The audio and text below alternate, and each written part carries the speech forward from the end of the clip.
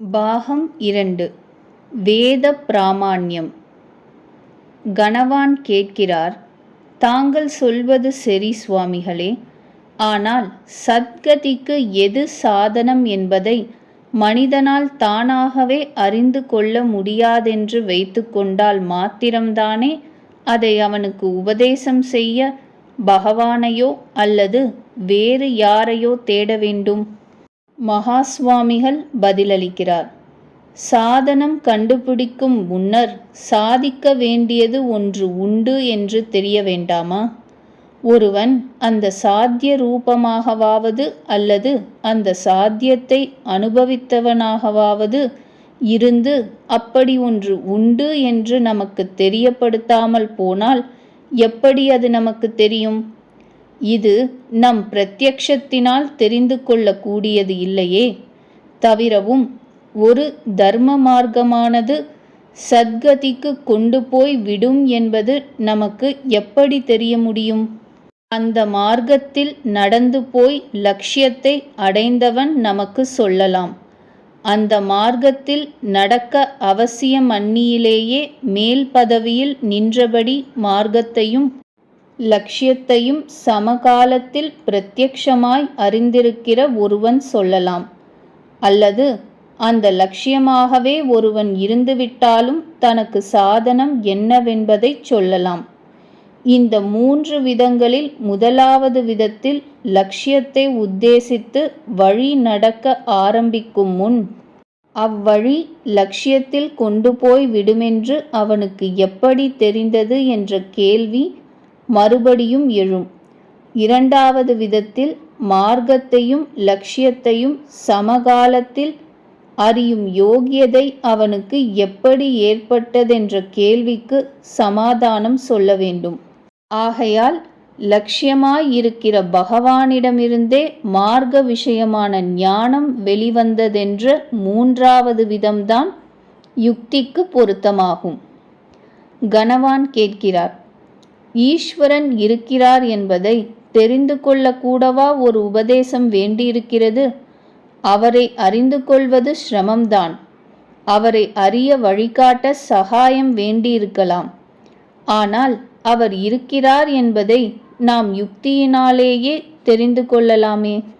மகாஸ்வாமிகள் விளக்குகிறார், ஈஸ்வரனுடைய இருப்பு இவ்வளவு சுலபமாய் தெரிந்து கொள்ளக்கூடியதாய் இருந்தால் நாஸ்திகர்களும் அனீஸ்வரவாதிகளும் ஜகத்தில் இருக்க காரணம் என்ன? அவர்களுடைய புத்திவன்மையும் யுக்தி கௌசலமும் நம்முடையவற்றிற்கு குறைந்தனவா? பார்க்க போனால் ஈஸ்வர தத்துவத்தை கண்டுபிடிக்க பிரயத்தனப்பட்டு அதில் தவறியவர்கள் அதிமேதாவிகளாகவே இருந்திருக்கிறார்கள். ஈஸ்வரனை கண்டுபிடிக்க முடியாமல் போனது அவர்களுடைய புத்தி குறைவினால் அல்ல. ஈஸ்வரன் புத்திக்கு எட்டாதவன் என்ற தத்துவமே அவர்களுடைய தவறுதலுக்கு வாஸ்தவமான காரணம் ஆகும். மேலும் யுக்தியினால் ஈஸ்வரனை கண்டுபிடித்து விடலாம் என்று வைத்துக்கொள்வோம். யுக்தியினால் கண்டுபிடிக்க வேண்டியவராக ஈஸ்வரன் என்று ஒருவர் உண்டு என்பதை உங்களுக்கு யார் சொன்னார்? இதை சொல்லிக் கொடுப்பதற்காகவாவது ஒருவர் வேண்டாமா? யாரேனும் ஒருவர் உங்களுக்கு ஈஸ்வரன் என்று ஒருவர் உண்டென்று சொல்லி வைத்திருந்தால் அப்புறம் அவரை கண்டுபிடிக்கும் விஷயத்தில் உங்கள் புத்தியை செலுத்தி பார்க்கலாம். இந்த சமாச்சாரமே காதில் படாமல் இருந்தால் புத்தியை செலுத்த அவகாசமே இல்லையே. கணவான் மேலும் கேட்கிறார், புத்தியை செலுத்தி பார்ப்பதற்கு முன்னால் ஈஸ்வரன் ஒருவன் உண்டென்று நாம் எதற்காக கேட்டிருக்க வேண்டும்? ஈஸ்வரன் என்ற பெயர் என் காதில் பட்டிராத போதிலும் சதா காலமும் மாறுதலடைந்து கொண்டு அழிந்து போகும் தன்மையுள்ள இந்த ஜகத்திற்கு ஆதாரமாய் ஒருவித மாறுதலையும் அடையாததாக அழிவற்ற ஒரு வஸ்து உண்டு என்பதை யுக்தியினாலேயே தெரிந்து கொள்ளலாம் அல்லவா? மகாஸ்வாமிகள் கேட்கிறார், எப்படி தெரிந்து கொள்வீர்? கணவான் வினவினார். ஜகத்தில் இருட்டு வெளிச்சம், அசைவு அசைவின்மை, சுகம் துக்கம், பிறப்பு இறப்பு முதலிய விருத்தாம்சங்களே நிறைந்திருப்பதாக தெரிவதால், ஜகத்தில் மாறுதல் இருப்பதால் மாறுதலற்ற ஓர் அம்சமும் உண்டென்று யுக்தியினால் தீர்மானிக்கலாம். எல்லா பதார்த்தங்களும் பிரதிக்ஷணமும் நசித்து போகிறபடியால் நாசமடையாத ஓர் அம்சமும் இருக்க வேண்டும் என்று ஊகிக்கிறேன். இவ்விதமாகவே ஊகம் செய்து கொண்டு போனால் ஜகத்து பலவித வேற்றுமை உள்ளதாகவும் அழியக்கூடியதாயும் மாறிக்கொண்டும் தோற்றமாகவும் இருப்பதால் இதற்கு விருத்தமாக ஒரு வஸ்து ஏக ரூபமாய் சாஸ்வதமாய் மாறுதலற்றதாய் சத்தாய் இருக்க வேண்டும் என்று ஊகிக்கலாம். மகா சுவாமிகள் கேட்டார். இப்படி கேட்கிறேனே என்று நினைக்கக்கூடாது.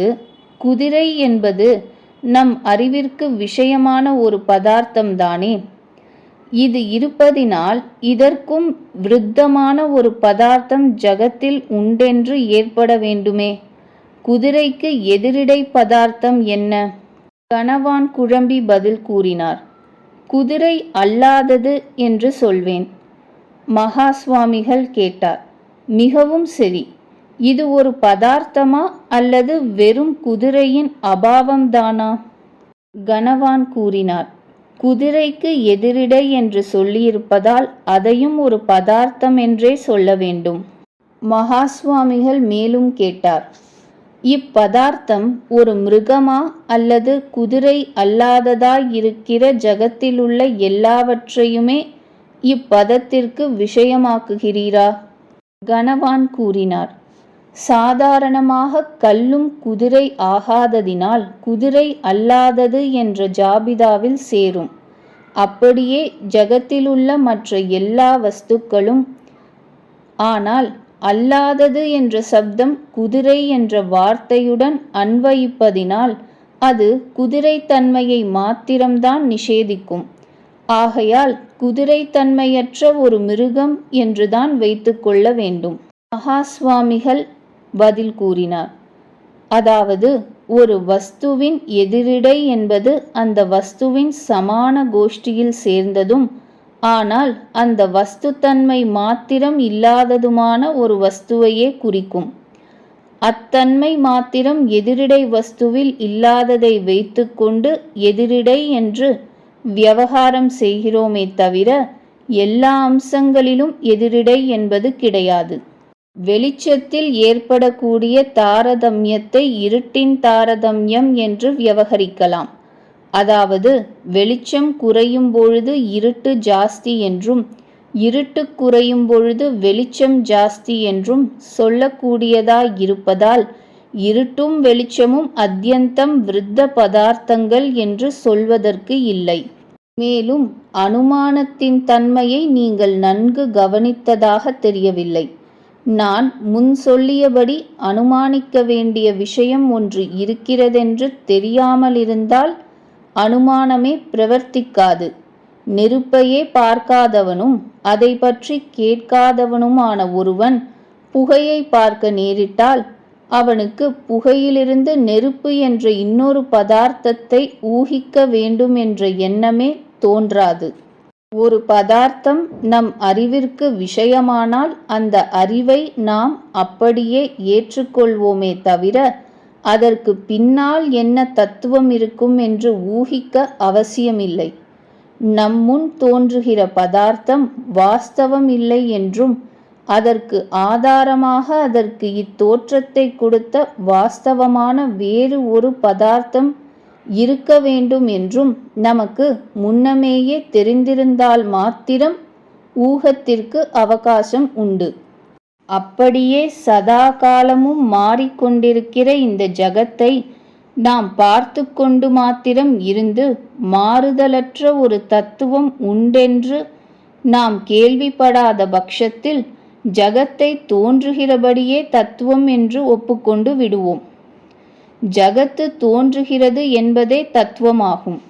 ஜகத்து மாறுகிறதென்றால் அது அதன் ஸ்வபாவம். ஆகையால் மாறுதல் அடைகிறது. மாறாமல் இருந்தால் அது ஜகத்தே இல்லை. இதற்கு வேறு சமாதானம் தேடுவானேன் என்று இருந்து விடுவோம். இவ்விதம் இல்லாமல் நிர்விகாரமாய் சத்தாய் ஒரு வஸ்து உண்டென்று நாம் கேள்விப்பட்டிருந்தால் ஜகத்தில் ஏற்படும் மாறுதல்களுக்கு சமாதானம் தேடத் தோன்றும்.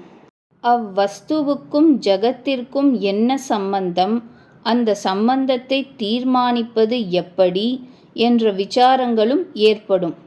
இவ்விதமான சர்ச்சையை ஏற்படுத்தி கொடுப்பதற்கே நிர்விகார வஸ்துவை தெரிவிக்கக்கூடிய ஓர் உபதேசம் வேண்டும். இந்த சர்ச்சைக்கு நம் புத்தி வெகு தூரம் அனுகூலமாயிருக்கும். ஆனால் இவ்வுபதேசத்தை எதிர்பாராமல் நம் புத்தியை கொண்டு மாத்திரம் சர்ச்சை செய்ய ஆரம்பித்தால் இருட்டில் தடவிக்கொண்டே இருக்க வேண்டி வரும். தவிரவும் ஜகத்திலுள்ள எல்லா பதார்த்தங்களும் மாறுதல் அடைவதை பார்த்து அதிலிருந்து ஓர் அனுமானம் செய்கிறதானால் எல்லா பதார்த்தங்களும் மாறுதல் அடைகிறபடியால் இவைகளைத் தவிர ஒரு பதார்த்தம் இருந்தால் அதுவும் மாறுதல் அடையக்கூடியதாகவே இருக்கும் என்றுதான் அனுமானம் செய்ய முடியும். திருஷ்டாந்தத்திலிருந்து தெரிந்து கொள்கிற ஹேத்து சாத்திய சம்பந்தத்தை தழுவியே அனுமானம் பிரவர்த்திக்கும் ஆதலால் அதற்கு விருத்தமாய் ஒரு அனுமானமும் ஏற்படாது. நம் அனுபவத்தில் எல்லா பதார்த்தங்களும் மாறுகின்றனவென்று தெரியும் பொழுது மாறுதல் அடையாத ஒரு பதார்த்தம் உண்டு என்று அனுமானத்தினால் சொல்ல இயலாது. எல்லாம் மாறுகிறபடியால் வேறு பதார்த்தம் இருந்தால் அதுவும் மாறுதலடையும் என்றுதான் அனுமானத்தால் சொல்ல முடியும். எப்படியும் அனுமானத்தினால் நிர்விகாரமாய் ஒரு பதார்த்தம் இருக்கலாம் என்று வேண்டுமானால் ஊகிக்கலாமே தவிர இருக்கிறது என்று நிச்சயமாய் சொல்லவாவது அப்பதார்த்தம் எத்தன்மையுடையது என்றாவது அனுமானத்திற்கு சொல்ல யோக்கியதை கிடையாது. கணவான் பதில் கூறினார். உபதேசத்தின் அவசியத்தை பற்றி இவ்வளவு தெளிவாய் இதுவரை யாரும் எடுத்து சொல்லி கேட்டதில்லை. மிகவும் கிருதார்த்தனானேன். நன்றி. நமஸ்காரம்.